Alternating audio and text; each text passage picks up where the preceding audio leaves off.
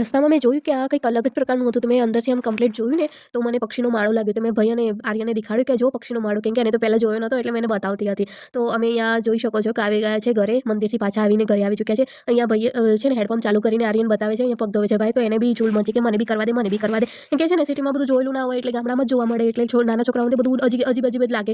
તો અહીંયા એ બી રમે છે. તો ભાઈએ એને લટકારી કે ના તું અહીંયા નહીં આવ. તો જો રોવા માંડી એટલે પછી ભાભી એને લઈને ચલા ગયા, કેમ કે એને છે ને તાવ ને શરદી બધું થઈ ગયું છે અને પાણીમાં રમે તો વધારે થઈ જાય. અહીંયા તો એ જીદ કરવા લાગી કે મને ગુલાબા. તો એની મમ્મી અહીંયા છે ને કાંટામાંથી જો તો ઓળીના છોકરીની બધી જીદ પૂરી કરવી પડે છે અમારે, કેમ કે શું કરીએ પછી વર્ગે એટલે પછી કરવી જ પડે જીદ પૂરી. તો અહીંયા જોવો છો એને ફૂલ આપ્યું એની મમ્મીએ. તો જો બીજી બાજુ એની મમ્મીને લઈ ગઈ અને ફૂલ લેવા માંડી. એને ફૂલ ને બધું બહુ ગમે અહીંયા. તો અહીંયા જો એને ખાવા માટે અહીંયા પોપકોર્ન આપ્યા. તો તમે જોઈ શકો છો પોપકોર્ન ખાતી નથી, પોપકોર્ન રેડે છે. તો અહીંયા મારી ફ્રેન્ડ હતી, એમાં જોડે વાત કરતી હતી. મેં કીધું મારી ફ્રેન્ડને કે તું ચાલ મારી જોડે, મારા ઘરે હું એકલી જ છું. તો કે ના મને તો નહીં ફાવે.